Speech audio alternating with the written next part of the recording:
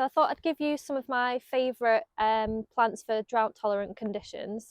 What drought tolerant means is that all of these plants can withstand long periods without water.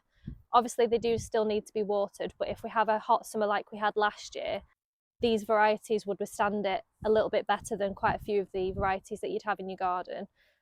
So I'll just run you through my favourites. So we've got lavender, so this one is Munstead, so that's English lavender.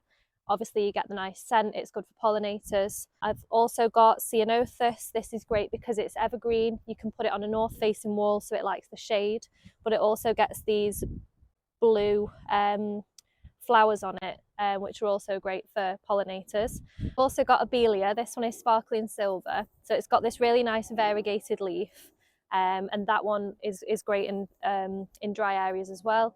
Perennial wise, there's also Heucheras. You can get them in loads of different colours, and then I've also got Euphorbia. Obviously with Euphorbia, because it's poisonous, you've got to be a little bit careful with these around children and pets, but it's a great one for sort of architectural flowers. A few that I've not got to show you, there's also Verbena bonariensis and palms as well, like Trachycarpus and cordylines are great for dry areas as well.